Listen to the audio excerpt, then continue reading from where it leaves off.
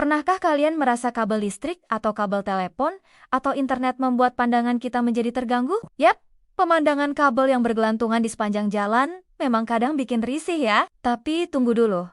Pernahkah kalian bertanya-tanya kenapa di Indonesia kebanyakan kabel dipasang di atas dan bukan di bawah tanah? Nah, sebelum kita bahas lebih jauh, yuk kenalan dulu dengan dua sistem pendistribusian kabel.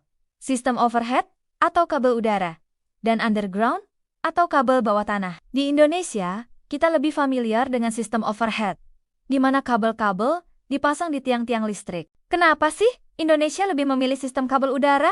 Jawabannya cukup masuk akal. Pertama, biaya instalasi dan perawatannya jauh lebih murah. Bayangkan, untuk memasang kabel bawah tanah, kita perlu menggali, membuat terowongan khusus, dan memasang sistem drainase yang kompleks. Biayanya bisa 5-10 kali lipat lebih mahal dibanding sistem kabel udara. Kedua, Indonesia punya karakteristik geografis yang unik. Kita tinggal di negara dengan tingkat aktivitas seismik yang tinggi. Gempa bumi dan pergerakan tanah bisa jadi masalah serius untuk kabel bawah tanah. Belum lagi kondisi tanah kita yang beragam, dari yang berawa sampai berbatu. Tapi sistem kabel udara juga punya kelemahannya loh. Selain mengganggu pemandangan, kabel udara lebih rentan terhadap cuaca ekstrem, pohon tumbang, dan vandalisme. Ketika ada kerusakan, seringkali menyebabkan pemadaman listrik yang meluas. Lalu, bagaimana dengan sistem kabel bawah tanah? Sistem ini punya banyak keunggulan. Selain lebih estetis, kabel bawah tanah lebih aman dari gangguan cuaca dan vandalisme.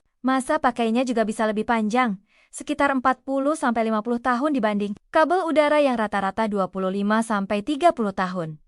Mungkinkah Indonesia beralih ke sistem kabel bawah tanah? Jawabannya, bisa. Faktanya, beberapa kawasan di Indonesia sudah mulai menerapkan sistem ini, terutama di area premium, seperti kawasan bisnis dan perumahan mewah. Jakarta, misalnya, sudah mulai program undergrounding sejak beberapa tahun lalu.